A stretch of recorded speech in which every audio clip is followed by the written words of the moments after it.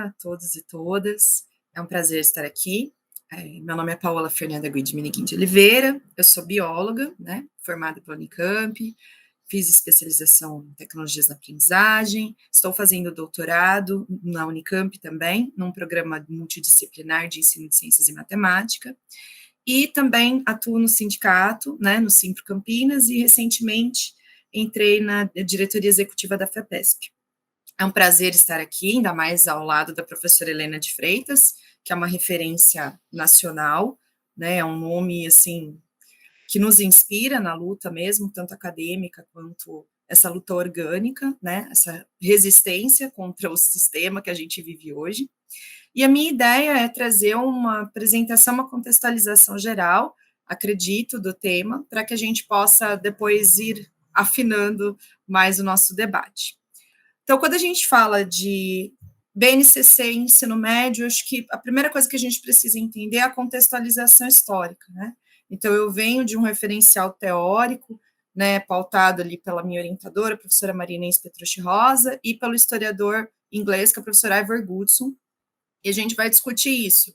Nestes momentos, nós não podemos esquecer da nossa história, né? Há alguns que dizem que a história já foi, a gente tem que viver o presente, mas não, a gente está revivendo certos discursos com finesse, um verniz, né, de moderno, mas não são. São discursos eficientistas, tecnicistas, que já foram visualizados no século passado. A BNCC, no entanto, a gente precisa entender que ela tem uma disruptura na sua produção. O que eu quero dizer com isso? A BNCC é uma lei, tá? É a lei número 13.415. Ela foi homologada dia 16 de fevereiro de 2017. Mas o texto que a compõe, aquela base que quando você entra no site, você adentra, você navega, esse texto tem uma história que não é contada. Houve 3 versões deste texto. 2 versões foram construídas durante o governo trabalhista da então presidenta Dilma Rousseff, e esse texto foi construído, embora ainda com críticas, às mãos dos educadores.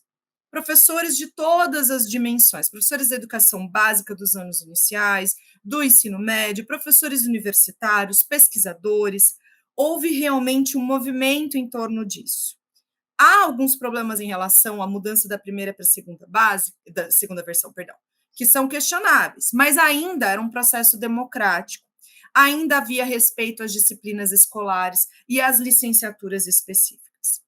Porém, nós temos ali uma ruptura do processo democrático, né, quando então ocorre o impeachment da presidenta Dilma Rousseff, assume então o presidente Michel Temer, o Conselho Nacional de Educação é desmantelado, o Fórum Nacional de Educação é reformulado, e tudo isso nas sombras, né? Eu digo nas sombras, acho que a gente precisa entender isso, porque realmente foi um governo que se escondia, né? Para que não transparecesse quais eram os ideais que estavam ali. Parecia que era um governo de transição, mas não era. Ele tinha um projeto muito estabelecido.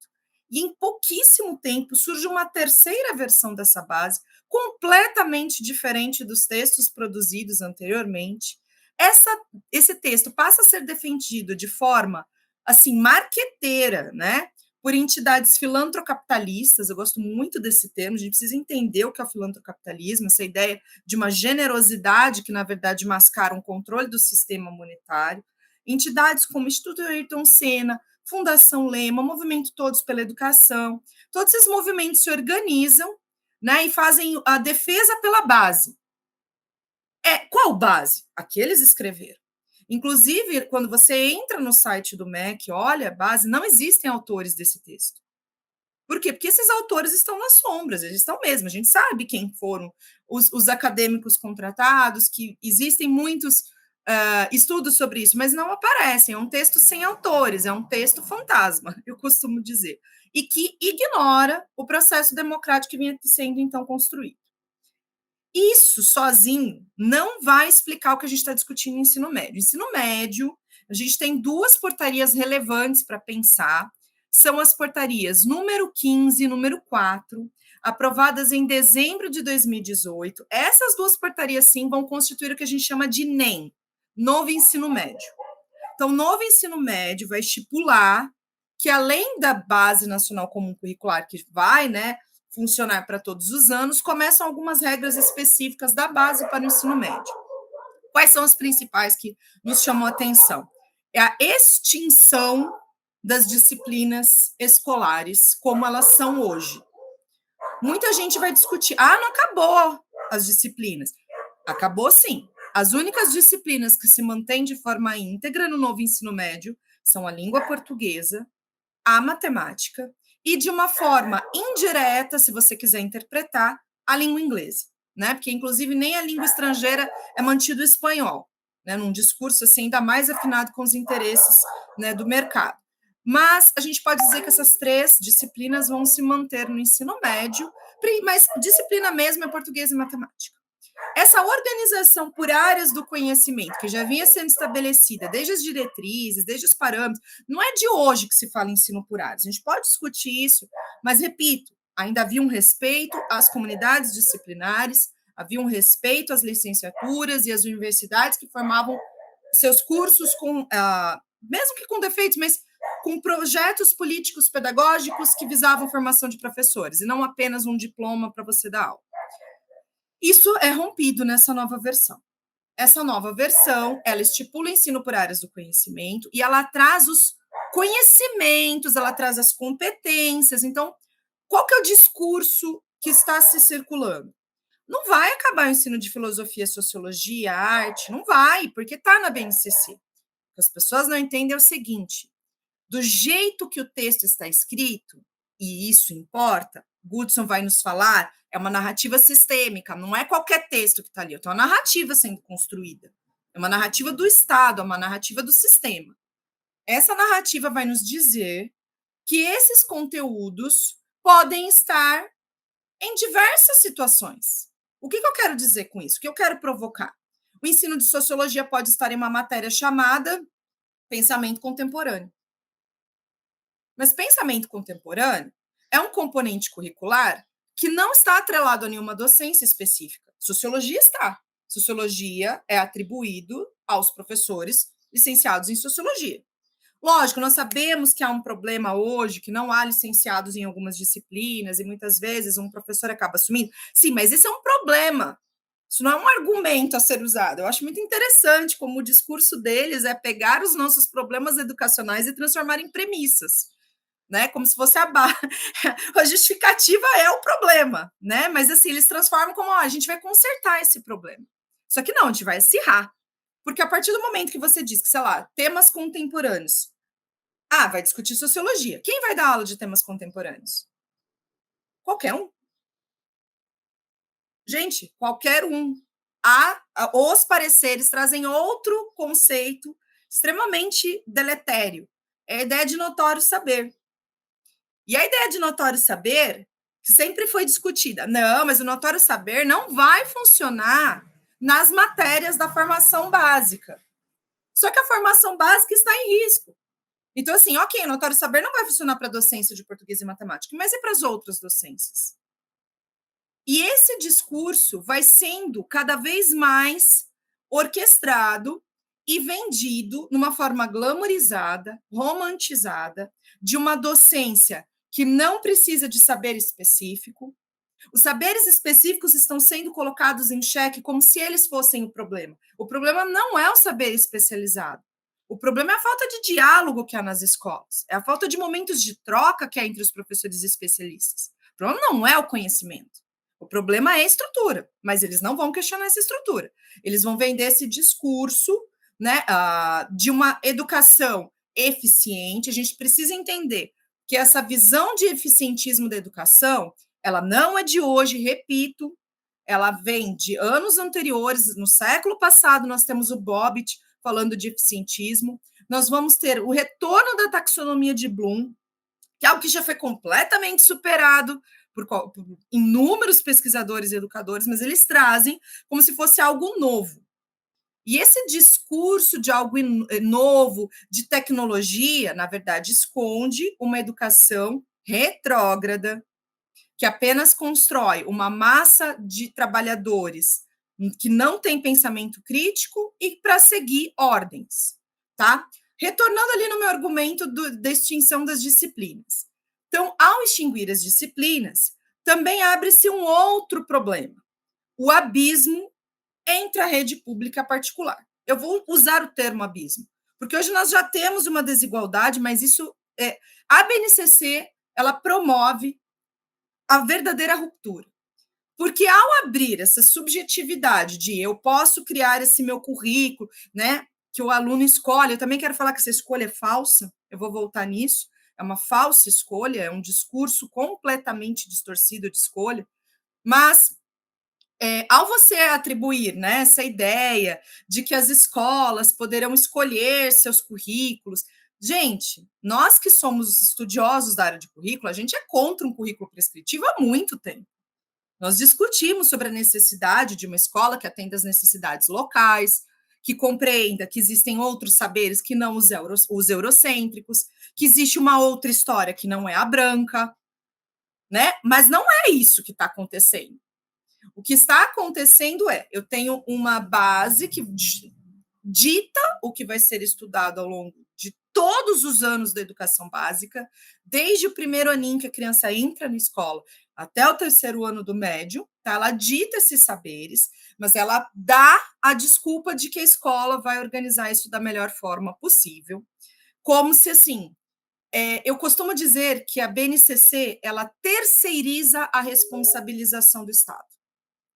Ao invés de atribuir ao Estado as mazelas da situação que vivemos, ela atribui à escola que não organizou seu itinerário corretamente, ela atribui aos estudantes que não escolheram suas formações, né, corretamente, ela sempre responsabiliza. Então, é um discurso muito agradável, principalmente em tempos de crise do capitalismo.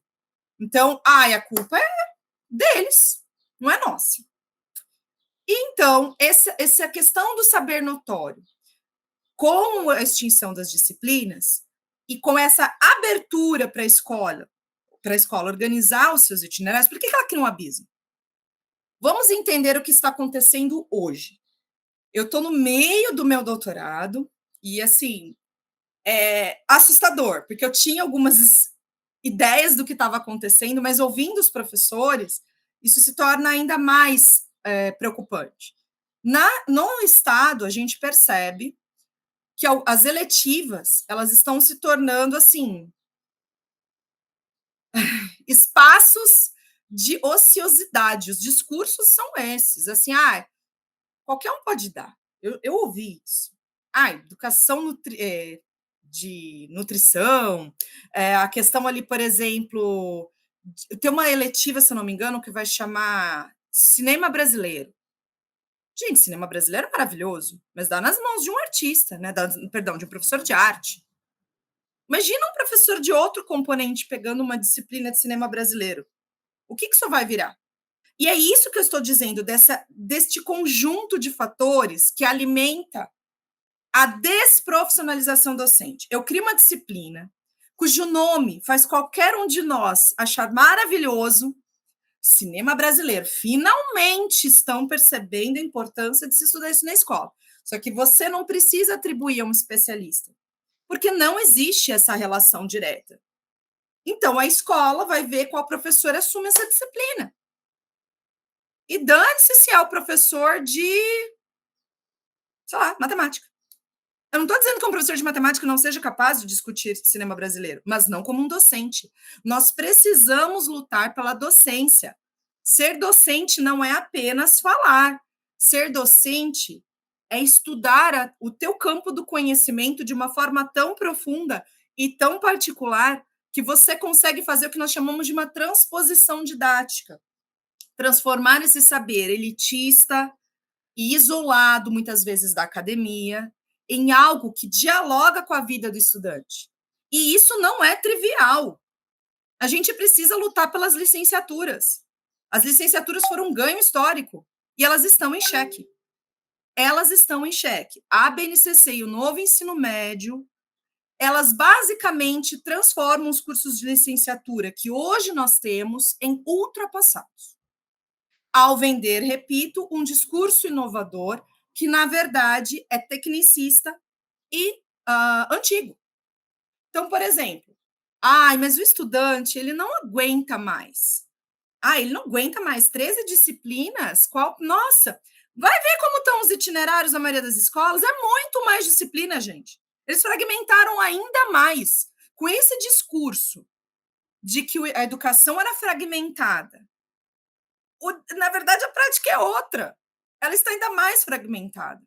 Então, ao invés de você ter um componente, eu vou falar do meu ponto de vista, porque eu tenho visto alguns currículos saindo, né?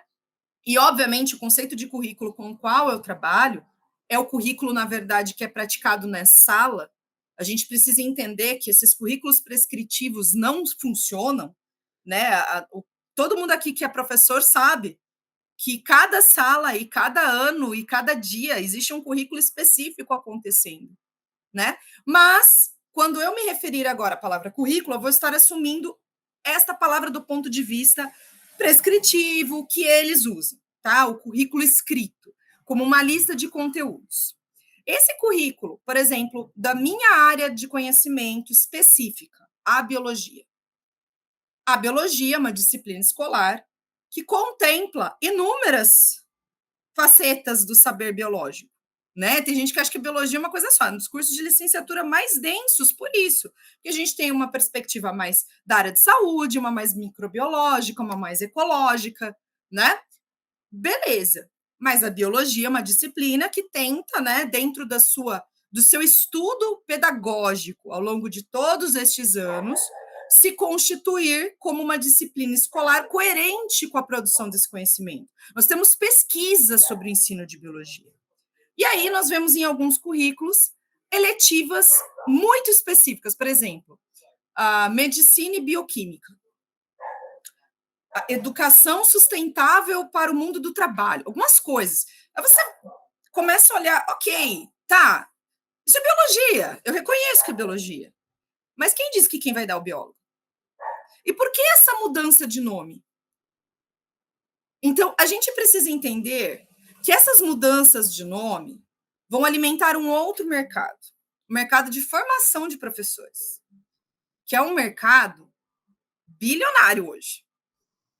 Não é só as escolas que dão dinheiro, a formação de professores dá muito dinheiro. E aí você retorna com esse discurso, né, de que o professor é ultrapassado, ele precisa ser integrado a essa nova forma, sendo que quando você olha o que é para ser dado nessas disciplinas, você enxerga a tua docência, fala, sou eu, porque eles estão mudando esses nomes, mas ao mudar esses nomes, você cria uma demanda, porque eu sei dar aula de biologia, mas eu não sou professora, sei lá, de desenvolvimento sustentável para o mundo do trabalho ou algo assim. Eu posso até dizer, não, sei não, sustentabilidade, mas eu não sou professora daquele componente. E talvez numa escola onde não haja biólogos, seja um outro professor que vai dar aula disso. É muito mais complicado você colocar um professor de outro componente para assumir um que existe de forma preservada no teu documento.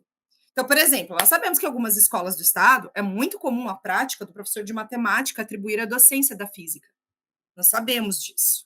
Mas isto não é um argumento válido. Isto é um problema. Ao invés de aumentar o número de cursos de licenciatura em física, de haver um estímulo à docência no Brasil, da gente entender que nós precisamos de mais professores, igual nós precisamos de mais médicos. Não, o discurso é, tá vendo? A melhor coisa que nós podemos fazer é tapar o sol com a peneira. E aí esse discurso vai sendo construído, essa narrativa, né? Não é nenhum discurso, essa narrativa sistêmica vai sendo construída, ela vai sendo consolidada, ela vai sendo reafirmada pelos agentes externos, que são os agentes midiáticos, porque os agentes midiáticos estão em acordo com esta reforma. Não se enganem, né? Ah, a mídia está. Não, a mídia não gosta da tosquice do presidente, mas ela gosta da política dele. Por isso que ela ainda não o derrubou. Se ela não gostasse dessa política, teríamos outro problema. Outra situação, perdão, né? Não seria um problema, na verdade. Mas, assim, ela gosta dessa discussão. Porque a mídia está ganhando muito dinheiro com essa BNCC também. Muito. Então, assim, quantos canais do YouTube estão sendo visitados? Será que alguém fez esse levantamento? né? Como que estão essas pesquisas, como que esses professores estão... Porque nós estamos gerando uma insegurança completa entre os professores. Os professores não sabem se vão ter suas aulas. Muita gente que estava pensando em seguir docência, eu vejo estudantes meus que iam fazer uma docência específica, uma licenciatura específica, já se questionando. Mas não vai ter o que eu dar aula? O que eu vou fazer? Então, melhor eu fazer um curso diferente e depois eu vou dar aula. Olha só, toda a luta histórica por uma licenciatura especializada, por uma licenciatura crítica, está sendo colocada em xeque. Em paralelo, nós temos, né, a disseminação dos cursos de licenciatura à distância. Gente, eu não estou aqui dizendo que não haja possibilidades de integração e tal, mas isso não é licenciatura. O que a gente está vendo é uma fábrica, é um shopping de diplomas. Aquilo não é licenciatura, aquilo não é docência. Eu lembro muito bem da minha licenciatura. E eu lembro que eu ainda via problemas, porque as minhas matérias de licenciatura eram muito poucas perto das minhas de formação como bióloga, né? Meu curso de licenciatura em biologia me conferiu a possibilidade de eu ser bióloga, eu tenho CRBio, o CRBio aceita, porque a matriz é a mesma.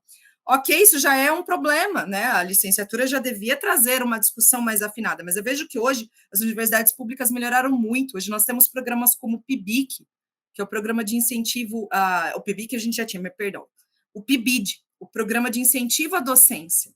Né? Quantas pessoas que fizeram PIBID que realmente se tornaram professores e, inclusive, estão estudando educação nos seus mestrados e nos seus doutorados. A gente vinha num movimento crescente disso. E eu acredito que é exatamente porque nós estávamos num movimento crescente e de ganhos para a carreira docente que esse golpe veio com tudo. Né? A gente precisa entender que só é uma luta, né, deles para que o sistema continue funcionando. E eu acredito na resistência. Eu sou uma professora, mas eu sou, acima de tudo, né, educadora. Eu falo que a gente precisa começar a se assumir como educador, né, independentemente de rótulos. Os educadores, como Paulo Freire diriam, precisam esperançar. Eu não gosto de perspectivas teóricas que apenas enxergam a tragédia. A gente tem que enxergar a tragédia, mas a gente tem que pensar em planos de luta. Porque não enxergar planos de luta é alimentar o sistema que aqui está hoje. Para ele está muito cômodo se a gente achar que deu ruim e não tem o que ser feito. Tem que ser feito sim. Então, eu digo que nós precisamos ocupar esses espaços. Então, os professores que estão nas suas comunidades disciplinares precisam se unir. A gente precisa trazer esses professores para pensar nesse documento, porque não tem gente que acha que o documento é bonito. Sabe por quê? Ele é muito subjetivo, mas a subjetividade pode ser ganhada pela gente também. A gente também pode começar a ocupar certos espaços. Ah, vai dar aula de empreendedorismo? Vamos pensar em empreendedorismo social. Vamos falar de MST. E aí? E quando a gente começar a fazer isso, como que eles vão se comportar? Será que eles vão ter que mostrar que o intuito deles era outro? Porque existem outras formas de empreendedorismo que não a de coach e a do capitalismo. Existe empreendedorismo de esquerda. E aí? E quando a gente for falar, né, do MST entrando no mercado, como que eles vão agir? Essa é uma forma de luta, dentro do jogo deles, enquanto a gente tenta derrubá-los. Essa é a minha contextualização inicial, espero ter colaborado. Bom dia a todos e a todas que estão aqui presentes, que se propõem aqui numa manhã de sábado a debater uma questão tão importante, né? Que vai sendo quase que o único dia mais livre dos professores, né? Onde pode, pelo menos, fazer alguma reflexão, tamanho é o processo de intensificação do trabalho que vem se dando, tanto nas universidades quanto na educação básica, né? Com essa pandemia e essa crise que vivemos. Mas vamos lá, eu acho que, começando aqui minha apresentação, bom, eu sou professora, me formei em 68, sou da turma aqui de Tide Augusto, do mesmo tempo histórico, né? Tide Augusto. E porque os outros, vocês são novinhos todos, né? Os demais que estão aqui, né? O tempo nosso é sempre o mesmo, mas... Então, eu fiz serviço social na PUC, terminei em 68, depois eu fui para o mestrado em educação na Unicamp, que era a primeira turma que estava sendo criada, e ali por uma concepção, na época que se formou no mestrado recém-aberto na Faculdade de Educação, foram chamados e aprovados, né, selecionados para ingressar na primeira turma, profissionais de várias áreas.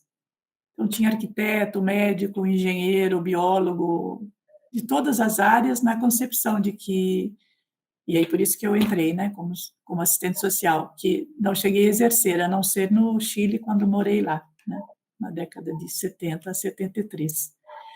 Então, eu estou contando um pouco para explicar a razão, né, de eu ter ingressado aí no campo da educação também. Então, a razão foi de que se precisaríamos construir professores mestres, né, formar mestres de diferentes áreas que pudessem depois atuar nas suas áreas, né, como mestres em educação, para compor, portanto, que seria um quadro científico, técnico, enfim, bem formado, para lidar com os desafios da educação básica e superior, né? Então, nós estávamos na década de 70, década da ditadura, ainda toda aquela luta, né? E fazia sentido esse processo. Depois eu fiz doutorado, né, em educação, e também aí continuei na discussão e me envolvi com a temática da formação de professores, né, de meu ingresso ali no mestrado, né, que foi algo que sempre me chamou a atenção.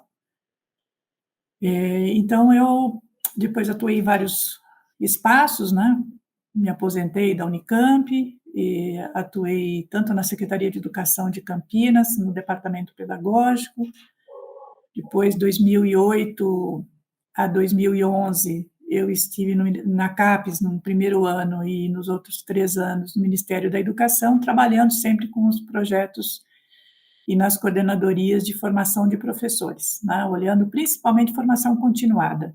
Não conseguimos dar conta, nesse período todo dos governos Lula e Dilma, a não ser em 2015, do processo de formação inicial, né. Eu acho que essa é uma grande lacuna que eu vejo que todos nós identificamos como uma das lacunas fundamentais de nós não termos examinado, de qualquer forma, como é que a crise ali se apresentava. Aí, quando eu vejo a Paola contando, eu me lembro daquele documento do MEC, do CNE, de 2007, né, já no primeiro ano do segundo governo Lula, que aparece a crise do ensino médio e as alternativas que aparecem ali para dar conta da crise, né, são todas muito pontuais, nenhuma estrutural, né? E havia propostas até de trazermos professores da América Latina para atuar no ensino médio, dado a inexistência de profissionais, né, que é o que a Paola fala, em várias áreas. E isso nós temos até hoje, né?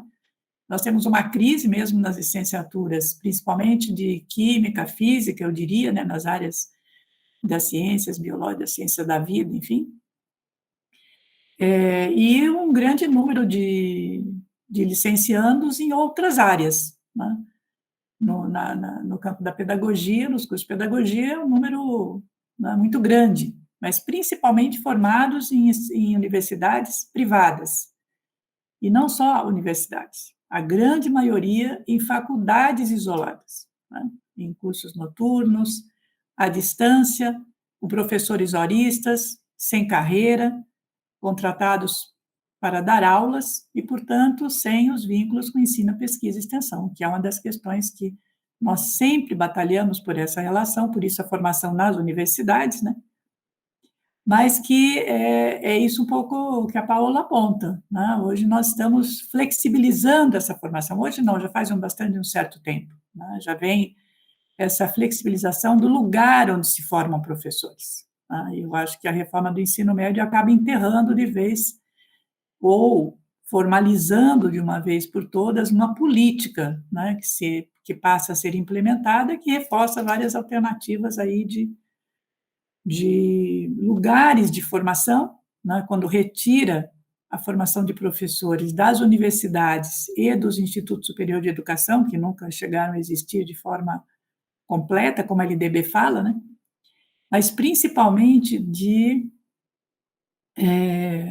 colocar a formação em nível superior, né, que é o artigo 62 da LDB, que a Lei da Reforma do Ensino Médio 13.415 faz, essa alteração em instituições de ensino superior, no ensino superior em curso de licenciatura plena, certo? Então, é muito específico. E ensino superior é tudo, né? Então, aí cobre desde institutos como o Instituto Singularidades, que é um instituto vinculado a uma fundação do Abílio Diniz, né? Quanto o curso de licenciatura no SENAC. O SENAC virou uma instituição de ensino superior, de educação superior, né? Então, essa é uma lógica que vai pegando. E, por outro lado, tem também isso que a Paola aponta, essa flexibilização na determinação de quem pode ensinar e lidar com aquele conhecimento, que se dá, no caso, muitos alunos falam isso mesmo, que a Paola diz, né? Eu vou fazer qualquer bacharelado, depois eu faço um curso no Ensina Brasil, né? Que é aquela organização social que nasce nos Estados Unidos, com Teach for All, né? Que tem professores para todos, né?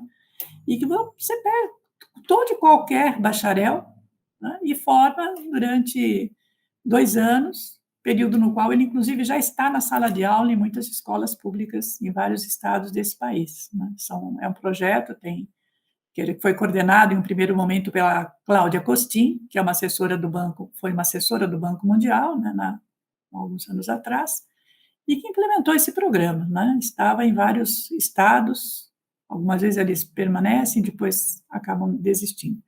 Então, o que eu queria aqui chamar a atenção nesse primeiro momento também, talvez eu demore menos tempo, porque a Paola acho que cobre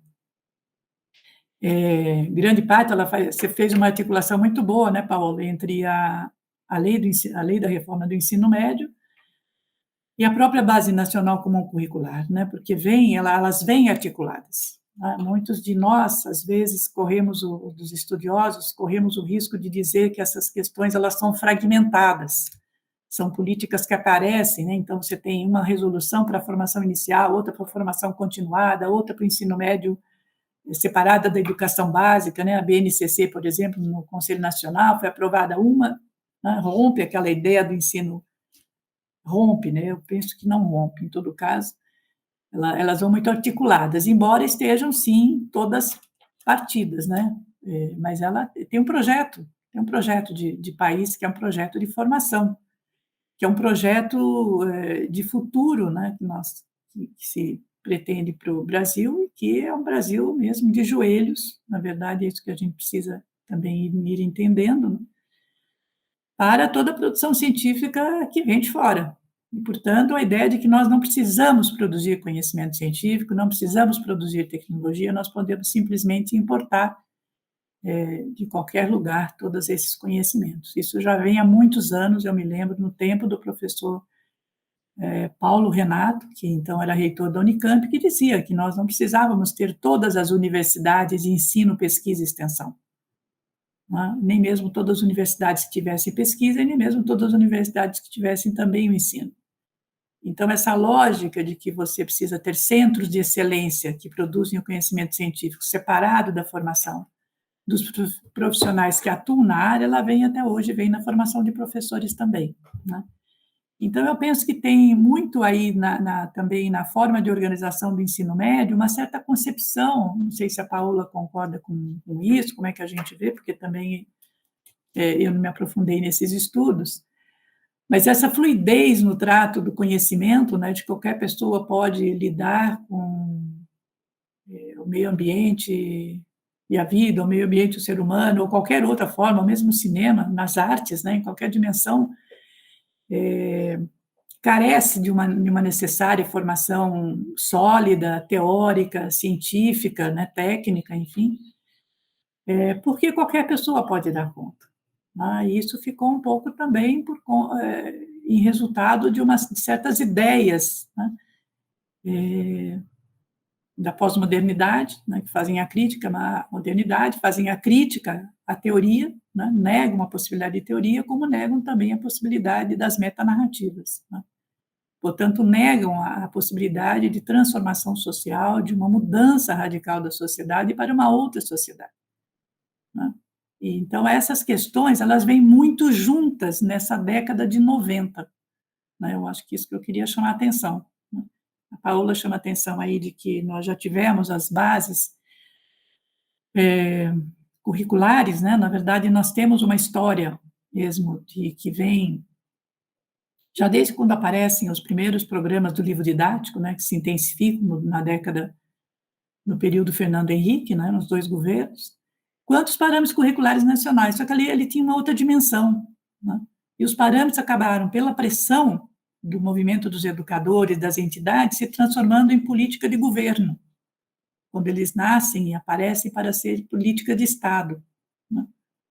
E já na década de 90, os educadores nós apontávamos, né, que vinha com esse período de aprofundamento do neoliberalismo e das mudanças no âmbito do trabalho que exigiam uma nova escola, portanto, uma formação diferenciada desse novo trabalhador necessário para as mudanças no âmbito do trabalho, né, com a introdução da robótica, da informática, enfim, todas as mudanças no campo do taylorismo-fordismo, da forma de organização do trabalho, e essa escola, ela, portanto, exige essa certa padronização, né? A padronização dos conteúdos escolares, né? A tentativa de controlar mesmo o que se ensina, como se ensina na educação básica. Mas, naquele momento, ainda estava recém nas saídas da ditadura, e o próprio Ministério da Educação deixou isso de lado e o Conselho Nacional de Educação construiu as diretrizes curriculares nacionais, né, que eram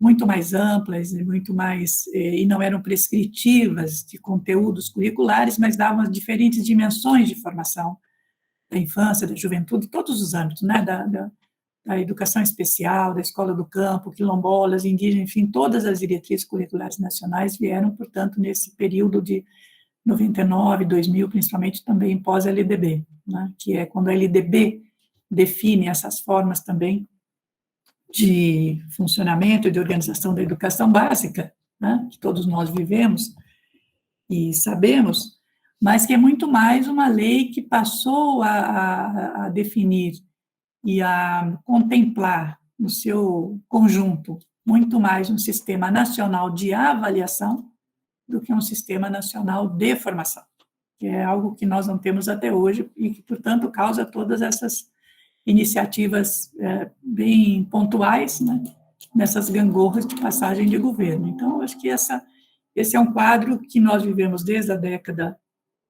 de 90 mesmo, principalmente no pós-LDB, né, e que daí as diretrizes curriculares nacionais passaram a ser a política de Estado para a educação básica e também para a formação de professores. Depois, as diretrizes de 2002, enfim, toda baseada em competências para a formação de professores, e vem um conjunto de iniciativas, né? Mas é importante demarcar que esse processo ele vem também em toda a América Latina, né? Ele não é exclusivo do Brasil. Na verdade, o que nós vemos hoje faz parte de um movimento global da reforma educacional, né, que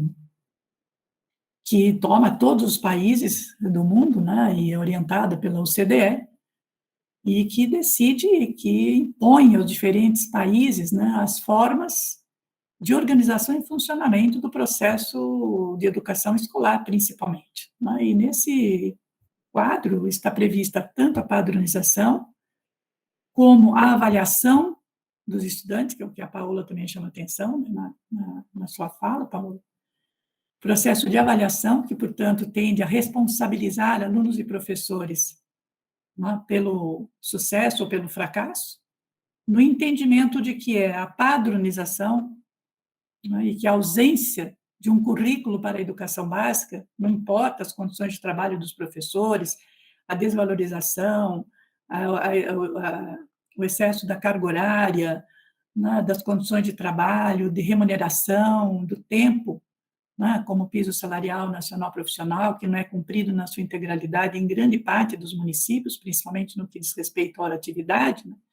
Então, isso tudo é desconsiderado quando se pensa nesses processos, né, quando se propõe esses processos de padronização. Na verdade, é uma é um objetivo mesmo de desarmar uma formação mais crítica, né, da infância e da juventude, e também dos professores nas universidades. Então, esse processo todo que a Base Nacional Comum Curricular passa a cumprir, né, desde a reforma do ensino médio de 2017, depois com a sua aprovação pelo Conselho Nacional de Educação, vai levar, portanto, né, padronização, avaliação censitária, né, que é algo que também foi implementado em 2007, né, ao invés de uma avaliação amostral, como nós sempre defendemos, que avaliasse políticas públicas, né, a BNCC vem justamente nessa perspectiva, isso que hoje também, até hoje, nós vemos que todos os sistemas estão muito sintonizados com essa perspectiva. E, portanto, essa responsabilização de professores e estudantes pelo sucesso ou fracasso, ela traz uma lógica embutida dentro dela, que é a lógica meritocrática, né? A ideia de que a todos são oferecidas as mesmas oportunidades, ora, está aí o currículo padronizado, né, para todos. Você não aprende porque você não tem condições, portanto, você não tem méritos. Então, a concepção de oferecimento de igualdade de oportunidades, que vem, inclusive, com o movimento da educação para todos desde a década de 90, né, porque nós sempre lutamos pela igualdade de condições, né, na escola, no processo educativo. Porque quando você não tem as condições iguais, não é possível, né, que os diferentes estudantes, com diferentes formas de desempenho e de vínculos, né, com o processo de conhecimento, tenham de forma diferenciada. Quando você iguala, né, o tempo e o conteúdo, você diversifica a aprendizagem. Então, você precisa, na verdade, o que nós precisamos, né, que todos os jovens precisariam, e a infância também, as crianças, os estudantes, é diferenciar os tempos, né, não só os métodos, porque aí também entra um viés tecnicista, né, de que dependendo dos métodos a criança aprende, não é só esse problema, na verdade, mais atrapalha do que ajuda. Então, é a diversificação dos tempos, né, para você poder, de certa forma, conseguir igualar os processos de aprendizagem, de acesso ao conhecimento, da formação científica, estética, corporal, enfim, todas as dimensões da vida. Então, esse processo da padronização, na verdade, ele vai levar e aprofundar a desigualdade que já existia muito antes da pandemia, que ficou evidente, né, e que agora se aprofunda, né, com todo o quadro que nós temos, e aí nós podemos imaginar o que isso vai resultar. Mas dessa lógica ainda tem todo um processo que vem em decorrência da adoção desse alinhamento, né? Esse alinhamento entre o currículo, a avaliação censitária de todos os estudantes, né? De cada um dos estudantes, e agora aquele ministro, eu esqueci o nome dele, que foi para os Estados Unidos, né? Ele deixou uma regulamentação da avaliação da educação básica, onde tem avaliação de todos os estudantes em todas as áreas e disciplinas, todos os anos. Então, é um massacre total, né, emocional, sobre os estudantes todos, né, não só as crianças, desde, inclusive, muita coisa prevista também para a pré-escola, né, que vai invadir as escolas com essa ideia de que você tem que avaliar para saber, né, como é que as crianças estão e poder continuar trabalhando nessa perspectiva de ir padronizando e formando nessa lógica meritocrática que está colocada. Toda essa cultura, né, que nos envolve hoje, que faz parte desse processo de alinhamento. Ora, o que acontece nessa perspectiva? Que é o que nós vimos também denunciando desde muito antes, né, 2010, 2011, já estava anunciada essa possibilidade, porque muitos estados têm autonomia para implementar esses processos, né, de avaliação censitária, de incluí-los nessa lógica, e começou todo um processo de entrega de escolas públicas para organizações sociais. Em vários estados brasileiros, nós temos essa entrega das escolas para o setor privado, né, que já vinha de uma forma acelerada, crescendo no ensino superior, né? Aqui estão as companheiras, aqui as colegas do setor privado, né, todos vocês aí, e sabem o que significa, né, o crescimento no ensino superior, que agora se volta, principalmente de pós-golpe, né, se volta para a educação básica também, né, querendo, não só criaram aproximadamente 16 mil escolas novas na educação básica, um lugar de onde eles estavam procurando ficar afastados, né, e agora entram não só para criar novas escolas, mas principalmente assumir as escolas públicas e dar a elas o caráter mercantilista, colocando-as, portanto, no ramo a educação no ramo dos negócios, né, tal como se dá na iniciativa privada. E em muitos estados, como nós temos, em um processo de entrega para a OS, que se chama publicização da educação pública, como se a escola pública fosse, até então, de caráter privado, ou seja, da própria comunidade ou, né, dos seus profissionais e estudantes, e agora passasse a ser público da sociedade. Então, vem também com esse discurso que ele é, né, ele é falseado, né, para dar a ideia de que agora sim a escola pública será boa porque ela passa para a mão do setor privado. Então, isso que vem acontecendo, o que passa a partir daí, e é importante dizer, porque a Paola chama atenção também das licenciaturas, né? O que acontece? A BNCC, também na lei da reforma do ensino médio, ela passa a ser referência para a formação de professores.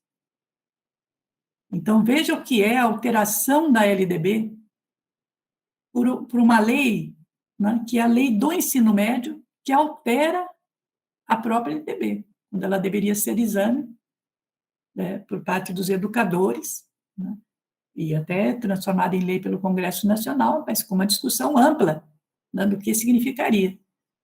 Mas não foi isso que aconteceu, porque o golpe de 2016, ele vem e cai, né, de uma forma muito violenta, né, tanto que vocês veem, o golpe é 2016, já vinha toda a base nacional comum curricular, na verdade, essa ideia, ela vem de 2010, na disputa no final do segundo mandato Lula, quando também o empresariado se reúne para fazer uma proposta para a transformação da educação básica, ali estão todas essas propostas, da padronização, da avaliação censitária, da ênfase nos materiais didáticos, na ênfase nas novas tecnologias, né, já vem dela. Esse golpe ele vem preparado há muito tempo, né, ele veio preparado e nós vivemos 2014 nessa conjuntura também. Mas o golpe de 2016, ele vem com tudo, porque ele vem exatamente para cumprir o ideário neoliberal, né, a carta neoliberal, que se desenvolve em todo o mundo, né, no mundo todo, faz parte desse movimento global pela reforma educacional, e implementa exatamente dessa forma ágil, rápida, né, e da forma como a Paola relatou, né, que era inicialmente um processo que existiu no interior do Ministério da Educação, e que, inclusive, é uma discussão que vinha desde 2004, eu acompanhei bastante esse processo já no segundo ano, né, do governo Lula, e vinha uma discussão das escolas, né, para fazer essa discussão. Depois se transformou em direitos expectativas de aprendizagem, na ideia de uma base comum, como expectativa de aprendizagem. Aí houve críticas a essa formulação no interior do Ministério, né, porque como expectativa, então é só expectativa, não há materialização.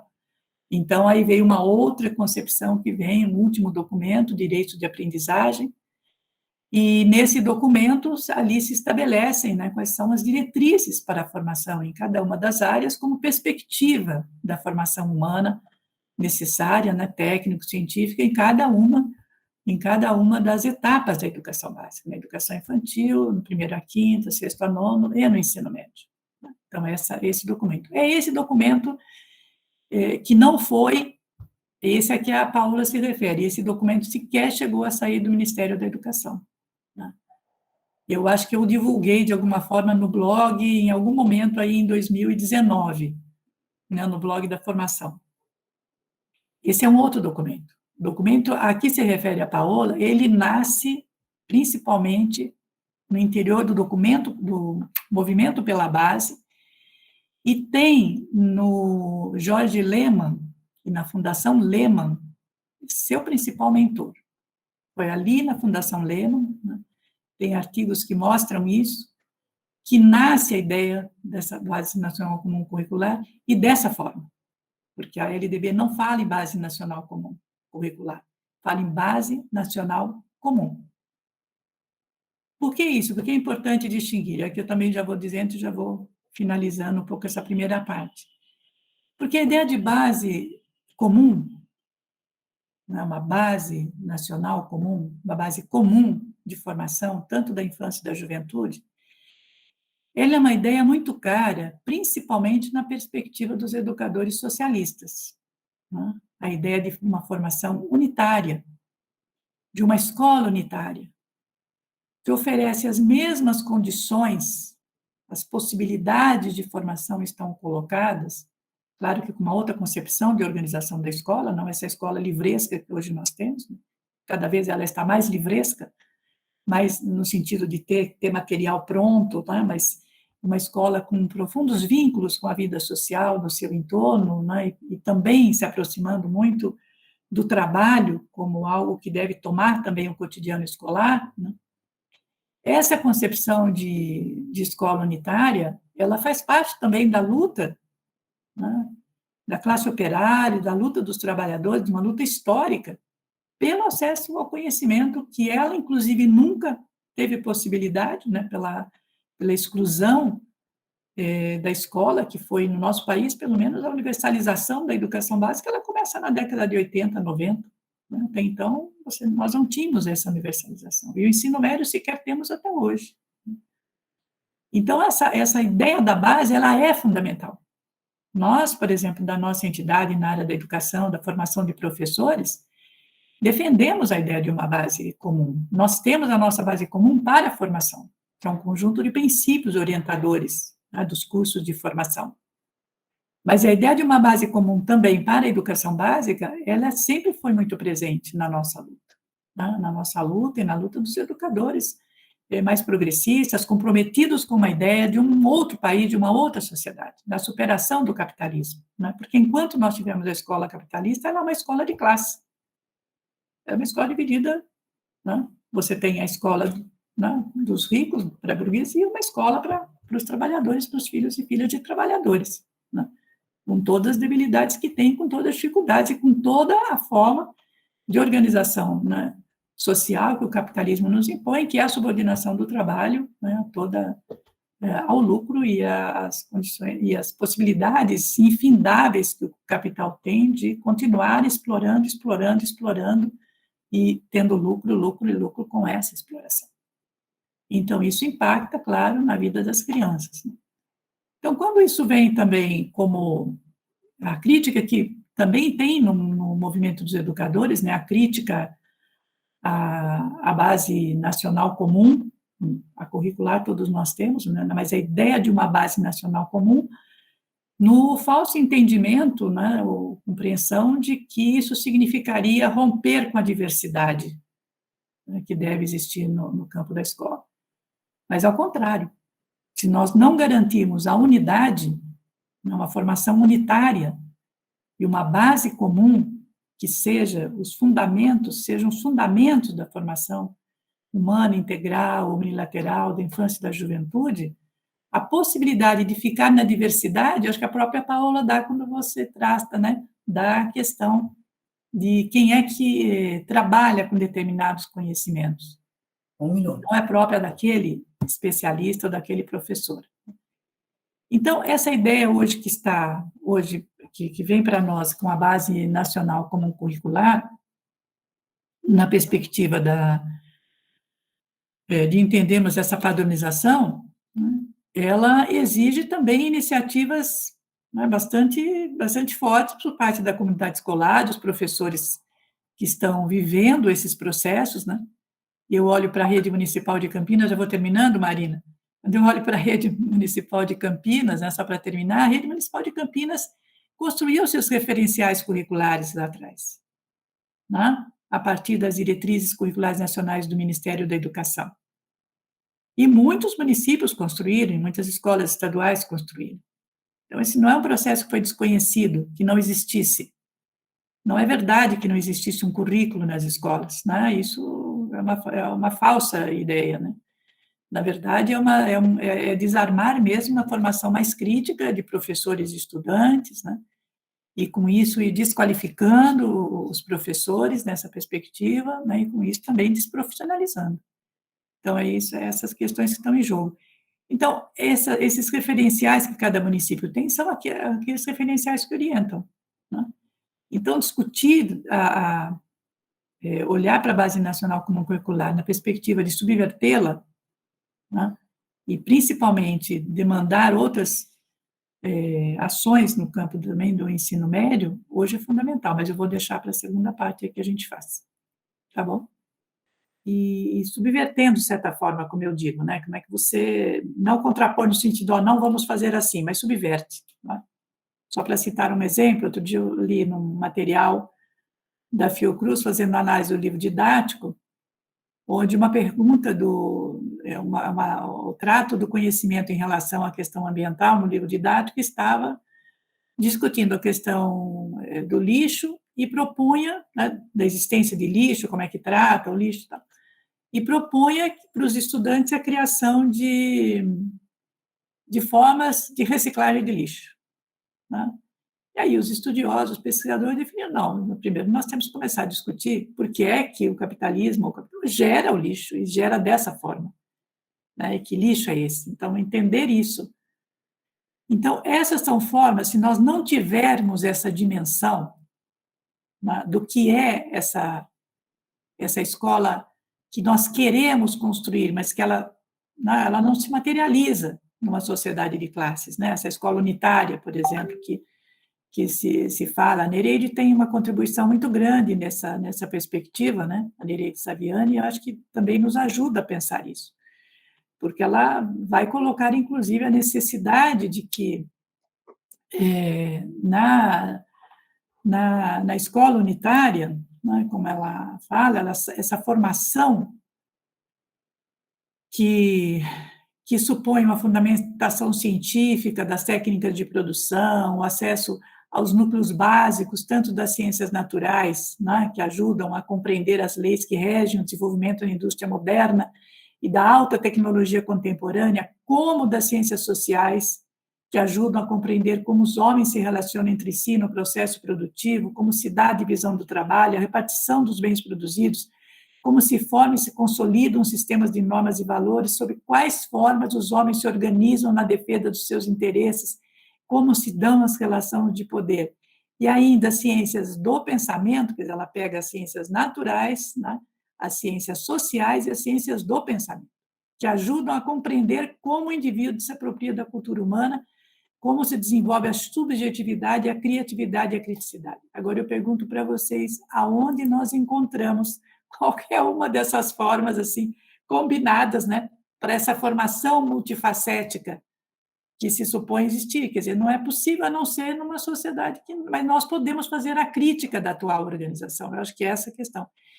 Eu penso que é com muito estudo que nós temos que fazer em primeiro lugar, né? Quer dizer, nós temos que estudar mesmo, nós temos que estudar o que é essa realidade, essa atualidade que nós vivemos no estágio atual do desenvolvimento do capitalismo, né, que é numa crise estrutural, não é mais conjuntural, né, ele está os seus, assim, a gente sempre diz, né, nos seus estertores, mas estertores que podem durar 10 anos, 15, 20, 50, né?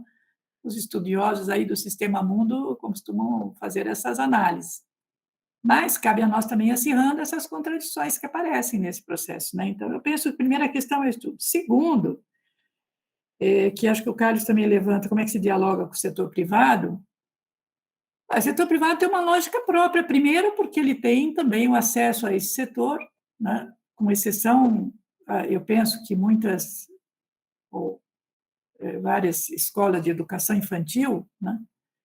Mas as escolas de educação básica, principalmente de primeiro a nonos anos, né? Fundamental e médio, elas têm, digamos, quem chega ali são crianças e jovens que já têm um conjunto de oportunidades que foram dadas, de condições, né, para se desenvolverem de outra forma. Então, as pesquisas, por exemplo, que vê desempenho de estudantes, né, O que elas mostram, veja só que interessante, né? Tem uma pesquisa que foi feita lá para o nosso grupo de pesquisa na Prefeitura Municipal, e em foram 5 municípios do país, né? Com um grupo de pesquisa nacional, de outros estados também. Mostra que as crianças da escola pública, da escola privada, elas entram num patamar de formação e de educação que é maior do que os estudantes e as crianças da escola pública. Os da privada entram melhor do que da escola pública. Os da escola pública entram em condições diferenciadas. Mas o crescimento que a escola oferece, ele é muito maior e mais elevado, portanto. Na escola pública, ele chegou a passar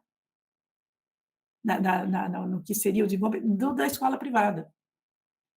Então, por isso que também a gente tem que olhar como é que as crianças chegam na escola. Essa sempre foi uma preocupação, né?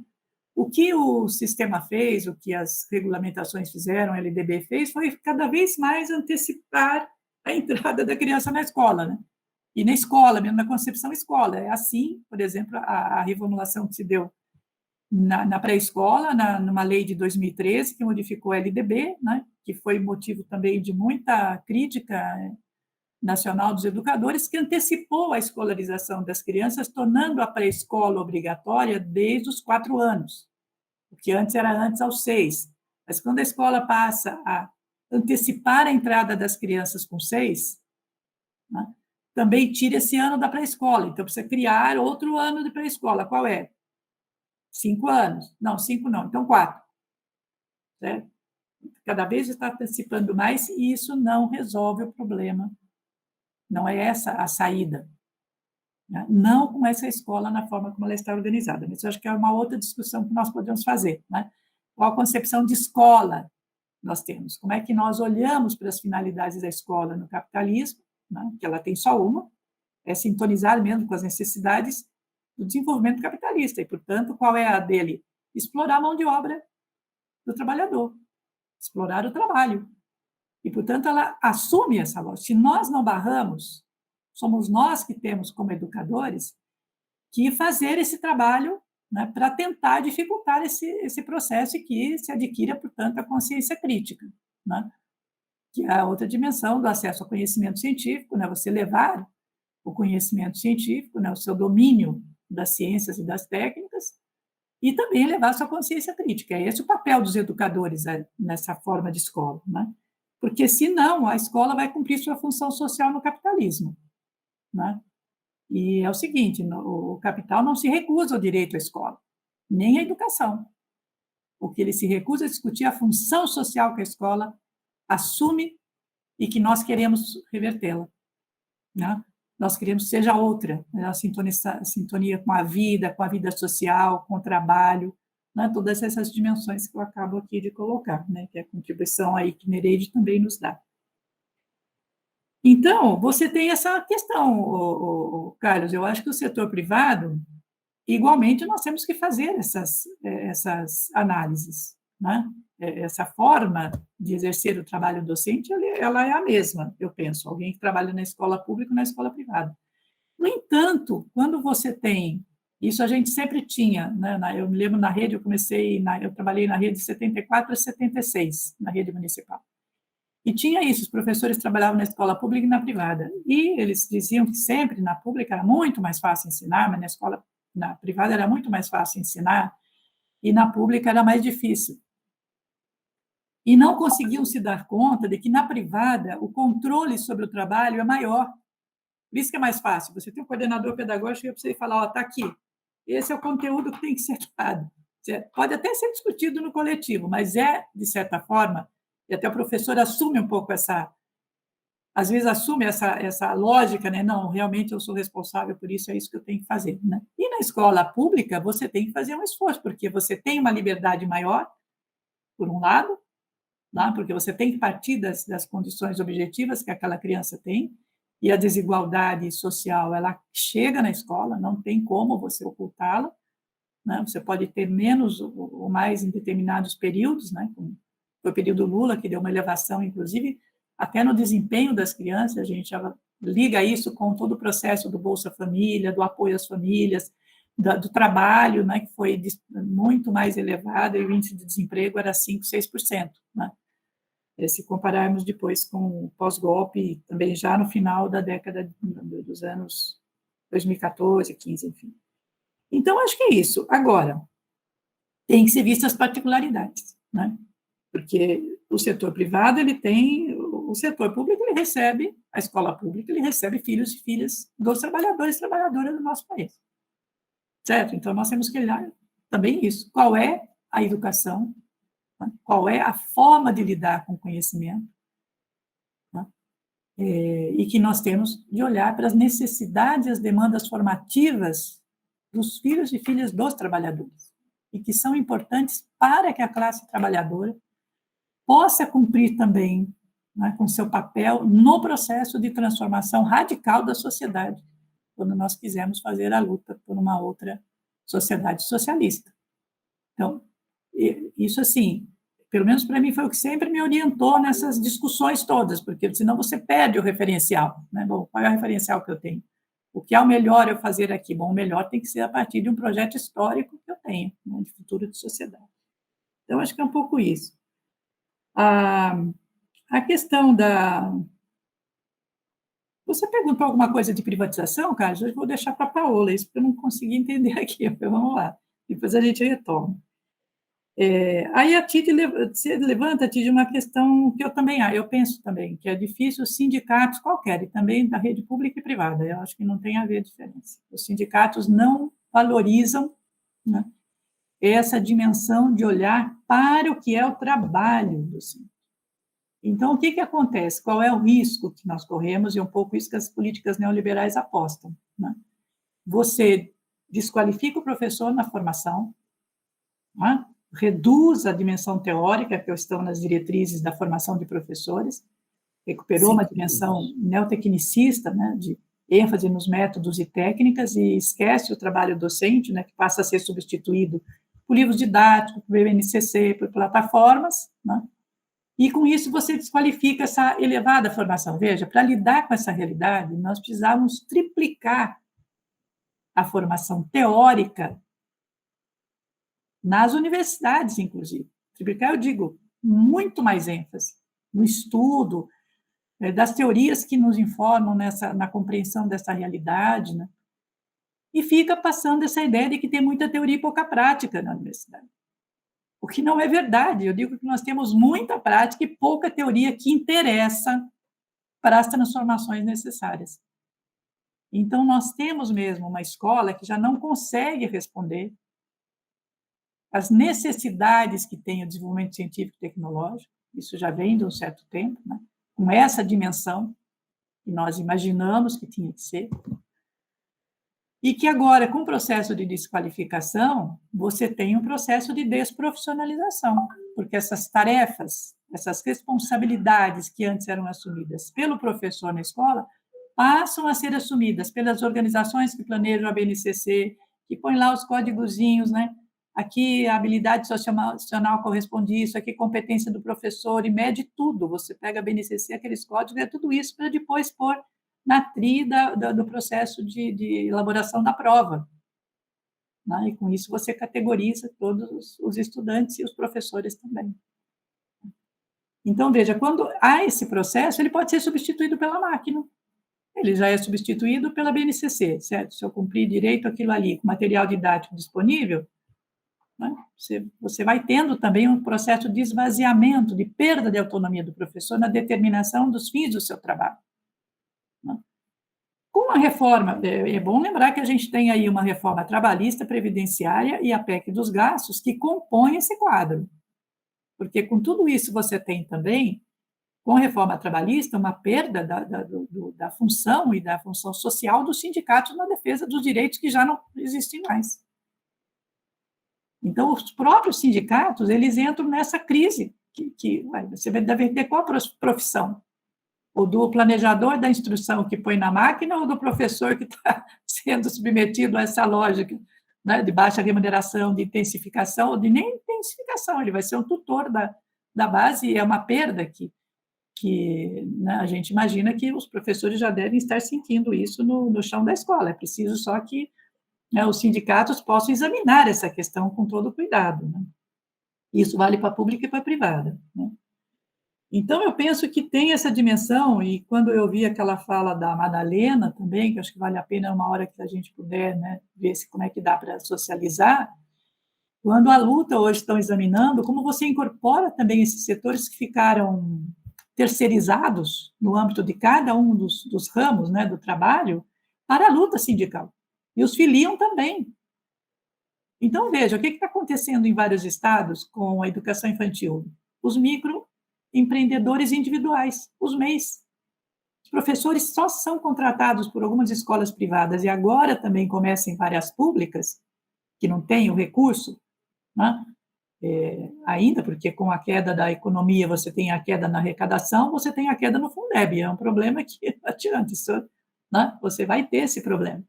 Aí você tem os professores dessa forma, tá? Então, eu penso que, né, tem muito, né, que nós discutirmos mesmo e fazermos essa discussão. Augusto, então, eu acho que toda essa luta que a Tide também lembra, né, da luta contra o Mercoside, que fez parte da nossa vida e faz parte de toda, que a gente sempre lembra, né, que, na verdade, começou ali mesmo, na década de 60, a luta contra todo o neotecnicismo na educação e a universidade, né, a reforma da universidade. Então, é importante que a gente lembre também, porque essa reforma está batendo nas portas da universidade. Eu acho que essa questão ela não está fora de lugar, né?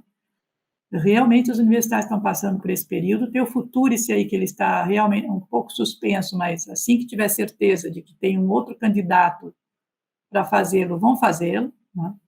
Eu acho que o CNE, que é composto na sua imensa maioria, aliás, totalidade, por fundações empresariais e por representantes das igrejas, né? Setores conservadores aliados aos setores neoliberais, não tem entidades sindicais, não tem entidade de classe, não tem entidade representativa dos segmentos quaisquer da educação básica ou superior, né? Nem mesmo com sede Undime, que sempre tiveram lugar no Conselho Nacional de Educação, estão lá.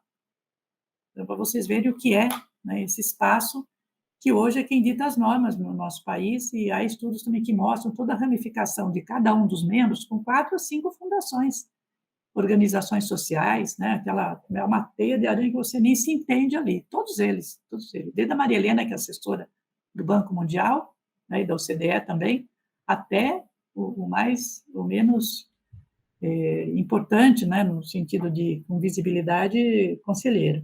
Então, acho que essa questão ela é importante para nós, né? Então, Marina, eu penso que as questões que você coloca, nós temos que fazer mesmo uma discussão. A gente sempre está trabalhando assim, qual é a questão central que está posta pela política neoliberal?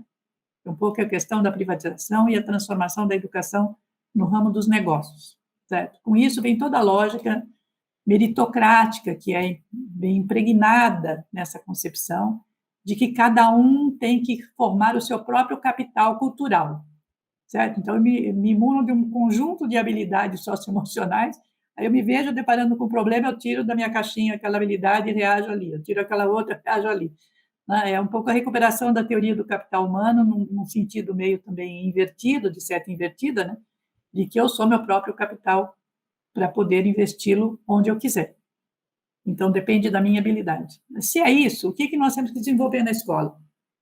É a contraposição a isso. Como é que eu desenvolvo mais o trabalho coletivo, interdisciplinar também, certo? Fazendo olhar para a totalidade da realidade dos problemas, que é só nós que distribuímos isso em disciplina. A natureza ela não tem essa divisão.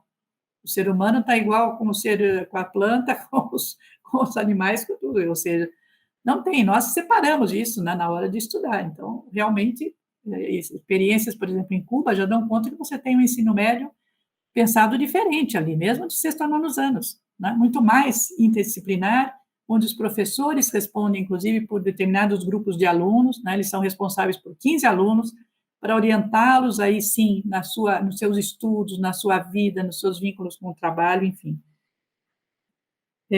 E na questão mais das políticas gerais, nós também temos que interferir, né? Lutar contra as avaliações censitárias, nós temos que definir se nós queremos, efetivamente, lutar por plataformas, porque nós vamos nos defrontar com isso. Está aí, né? Não tem, para recuperar esse tempo, inclusive, né, dos estudantes, as plataformas estão postas como alternativa. Nós vamos querer desenvolver plataformas livres pelas universidades, como o Fórum Nacional Popular de Educação está colocando, né, para a CONAP, e aí colocarmos o nosso projeto, né, educativo ali como apoio ao nosso trabalho, ou nós vamos lutar, né, por menos alunos em sala, mais professores contratados, maior número de escolas, maior número de salas, né, para podermos fazer efetivamente um trabalho, que é a única forma de elevar a qualidade da educação básica é essa. É o professor ficar responsável por menos pessoas. Não tem profissão no mundo, eu pergunto, qual é, que cuida de desde 30 a 500, 600 estudantes por ano, toda semana, durante um ano, né? E como ele dá conta disso? É impossível. Eu não posso imaginar como é que pode. A Paola, que acho que dá aula no ensino médio, deve saber, Paola, como é que você dá conta. Eu não saberia dizer como é que eu dou conta de 400 horas se eu tivesse 2 aulas de ciências em cada turma, por exemplo, e tivesse que pegar para cumprir minha carga horária, né, um mundo enorme de turmas. Então, penso que até na carreira docente, isso tem que ser problematizado no sindicato, né? Já vou acabar, Marina. Na carreira docente, você pode estabelecer outra jornada para de sexto a nono ensino médio, que supõe o trabalho do professor na orientação dos estudantes da escola, e não com aula. Então, olhar para a dimensão do piso salarial, uma lógica invertida, né? E não 30% hora atividade e 70% com aula e estudante. Isso faz sentido se você pensa primeira a quinta, onde você tem um professor, 4, embora agora já tem primeira a quinta com 9 professores. Entraram na lógica da BNCC e dividiram todo, tem estados que está fazendo isso, né? Ou seja, acabou com a possibilidade, né, de você ter um professor que é o tutor, o mentor, o formador, o educador de um grupo de crianças de 20, 30 crianças, né, que tem sob sua responsabilidade o ano todo. Então, acho que você tem, são iniciativas e que pode ser discutido com os professores, não no sentido de que vamos conseguir, mas de problematizar quais deveriam ser as condições que nós deveríamos ter para poder fazer o nosso trabalho e não perder a autonomia docente, porque a profissão docente, com essa característica que nós conhecemos hoje, que nós lutamos, ela tende a desaparecer se essas proposições não forem derrotadas, não na eleição, né? Aí eu já falo já aqui a minha visão, mas principalmente enquanto projeto de país, porque as políticas neoliberais estão um pouco, né, o Bolsonaro compra e não compra, né? Eles se aliam quando necessário, os conservadores com neoliberais, e se separam também quando é necessário. Então, acho que espero que eu tenha respondido aqui, senão a gente volta depois. E eu vou trazer novamente meu autor de referência, professor Goodson, para a gente pensar, e isso contempla a fala da professora Helena sobre a importância de estudarmos. O professor Goodson, ele tem uma vasta obra discutindo o que a gente chama de HDE, a História das Disciplinas Escolares. E ele estudou isso em diversos países, diversos, ao longo desse tempo, e ele tem algumas considerações muito pertinentes a fazer sobre como uma disciplina surge, como ela se mantém e se ela se estabiliza. Estou pensando ali na fala do professor Augusto, ali, vou começar sobre essa fala, a questão da sociologia e da filosofia, e do estudo das ciências sociais, educação moral e cívica. Essas disciplinas que não têm uma carreira acadêmica específica, elas tendem a sumir dos currículos. As disciplinas escolares que são mantidas são geralmente disciplinas que possuem carreiras acadêmicas. Não é à toa que as universidades também estão em risco, porque eles já perceberam essa estrutura e eles querem promover uma disruptura dessa estrutura. Então, a gente precisa tomar muito cuidado com o surgimento de cursos, por exemplo, generalistas, porque eles estão tentando manter, né, as suas ideias lá dentro do currículo através das carreiras universitárias. Isso nos leva à ideia de formação de professores com um capital narrativo. esse conceito de capital narrativo do professor Goodson, ele vai nos convidar a pensar na história de vida das pessoas. Os professores que pensam nas suas histórias de vida conseguem fugir aos poucos desse processo de despolitização. Quando eles pensam na própria vida escolar, quando eles buscam na sua rememoração, como eles estudaram, quais disciplinas eles estudaram, e eles desnaturalizam o processo escolar, eles começam a verificar que eles têm um capital narrativo. Não precisa ser um capital cultural, porque todos temos histórias para contar. A gente precisa contrapor essa ideia de capital cultural, porque esse capital... Não estou dizendo que o conceito não é correto, eu concordo, ele existe, Bourdieu nos convida a pensar na existência dele. Mas enquanto o capitalismo quer trazer a ideia de meritocracia nesse capital cultural, nós, educadores progressistas, podemos fazer o que eu chamo de uma educação decolonial. Fugir desse imperialismo e descolonizar as escolas, descolonizar os saberes, passar a provocar essas pessoas, inclusive os professores, a pensarem nas múltiplas formas de imperialismo que eles sofreram nas suas vidas, e que muitas vezes, eu diria que na maioria das vezes, eles não percebem. Então, esse capital narrativo existe em todas as crianças, elas sendo de realidades completamente cruéis, a realidades, né, de capital cultural abastados, né, em que visitam cinemas e museus e estudam outros idiomas, mas todas elas têm algo a contar. É o capital narrativo. E quando a gente valoriza a história de cada um e não apenas aquilo que está sendo considerado válido por instituições externas, a gente convida todo mundo a pensar na sua vida. E isso é o que o capital não quer. O capital não quer que as pessoas percebam que elas são importantes. O capital quer que as pessoas sejam tratadas como números. O que me entristece ao pensar na fala da TID, que eu já tinha percebido, como o movimento sindical não valoriza isso. E o movimento sindical, muitas vezes, reproduz a fala do capital. Né? Pode estar lutando, mas muitas vezes reproduz a mesma lógica da produtividade, a mesma lógica burocrática e não reflexiva. E isso também é uma forma de despolitização. Então, quando os sindicatos fazem desta forma, o capital está ganhando. Porque os sindicatos passam a assumir o seu papel, apenas mediar o diálogo entre o proletário, né, entre a força dos proletários e os detentores do capital. Eles se tornam engrenagens dessa máquina, infelizmente. Então, eu acredito numa educação descolonizadora, na luta pelo capital narrativo, e ao contrário de... eu não acho que a disciplina escolar é o problema, eu sou uma defensora da disciplina escolar, e digo mais, a interdisciplinaridade só existe porque existe disciplina. Então, a interdisciplinaridade é a troca das experiências e das epistemes.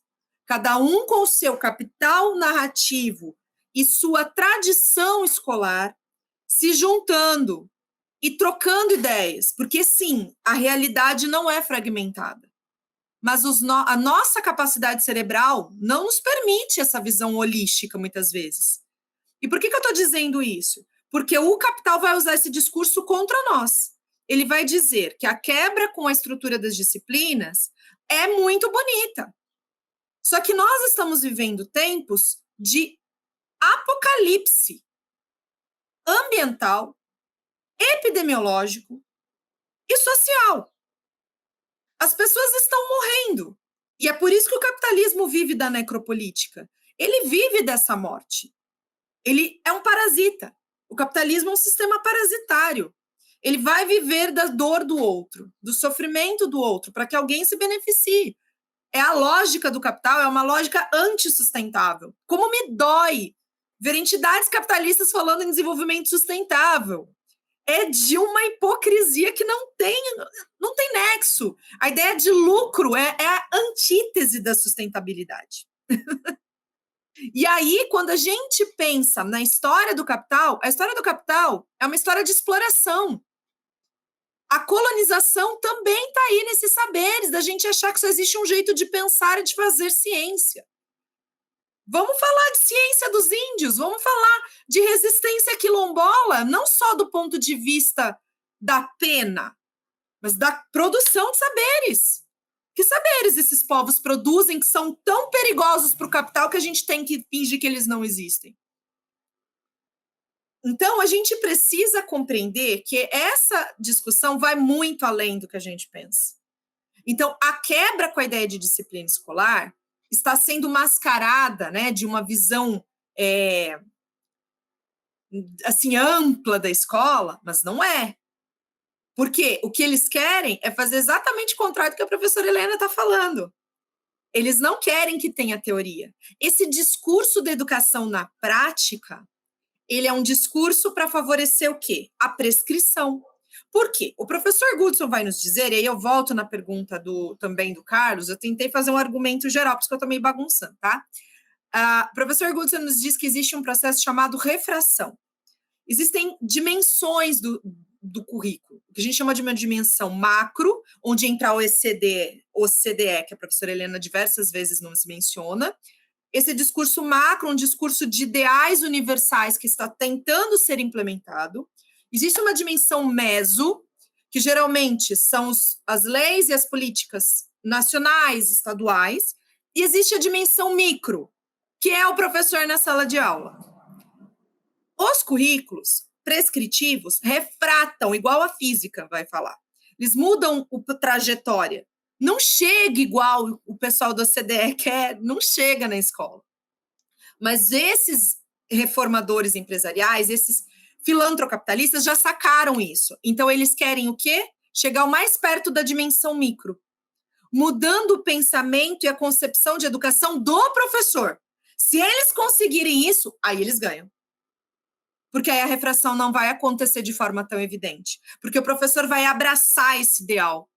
E é isso que eles querem, é por isso que eles estão mexendo nas estruturas e eles querem chegar na formação dos universitários.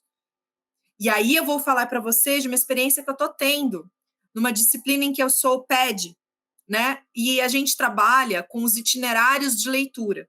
A gente traz alguns textos e os estudantes têm que pensar nas suas memórias para favorecer esse capital narrativo.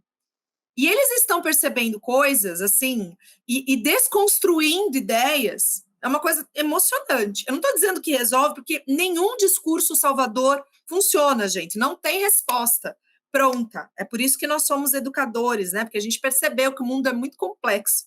E não basta uma ferramenta. Mas eu posso dizer, como eu tenho percebido, que relembrar e pensar sobre sua própria vida traz concepções muito diferentes dessas imediatistas que o nosso capitalismo vence. O capitalismo é imediatista, ele vive do presente, ele favorece, inclusive, esse pensamento, que eu vou falar até hedonista, né? Tá tudo difícil, mas você vai lá, né? Bebe, esquece, usa droga, esquece. Por que o consumo de substâncias psicóticas está aumentando entre os jovens? Porque eles vivem uma realidade dura. Eles querem esquecer, porque eles estão vivendo no presente.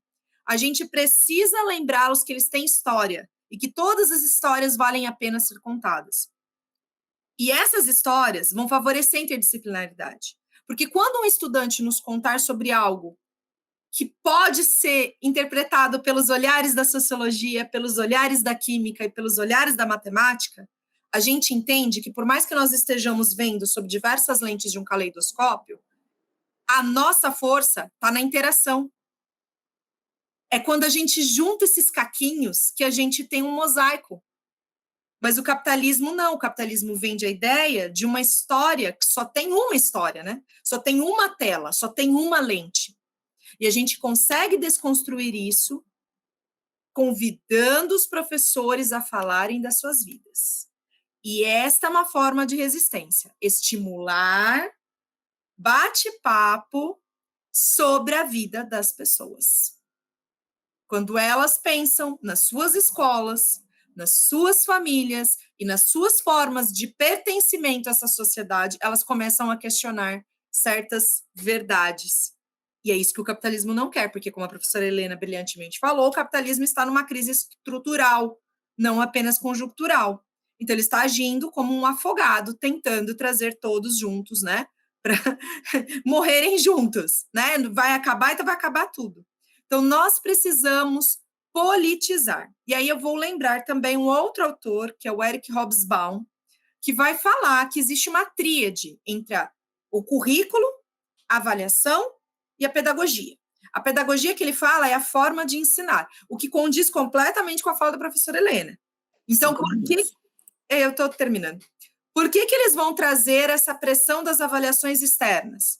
Porque como eles estão tentando controlar a dimensão micro, eles estão tentando forçar essa refração de uma forma que os favoreça. A partir do momento que eles trazem a avaliação sistêmica, o professor não se sente à vontade para trabalhar a educação de uma perspectiva crítica e narrativa. Ele vai trabalhar na perspectiva prescritiva, que é a que eles querem, porque é que cai na prova. Então, a gente precisa realmente combater essas avaliações sistêmicas, porque elas são ferramentas de controle do currículo. E, a partir desse momento, elas tentam controlar a forma como os professores trabalham. E a gente não pode responsabilizar os professores por eles caírem nessa rede de intrigas, porque eles são as vítimas. E o professor precisa ser valorizado, precisa ser conhecido, e a gente precisa falar das histórias dessas pessoas e convidar o movimento sindical a enxergar o professor na sua essência e não apenas como mais um número contribuinte, porque isso não está funcionando. Isso é a lógica do capital e não a lógica de quem quer lutar por uma sociedade mais justa e igualitária. E falar de igualdade de condições num país desigual como o Brasil é cruel. Por isso que a BNCC vende essa ideia de igualdade, mas o que ela alimenta é a injustiça. Porque ela trata todo mundo como igual, sendo que cada um tem uma história desigual. Não menos ou mais importante, mas cada um, na sua essência, tem uma vida com dores e cicatrizes completamente diferente da do outro. Então, a gente precisa lutar pelo respeito às pluralidades num país de tantas etnias e de tantos anos de escravização. A gente continua sendo colonizado. É hora de descolonizar. Acabei.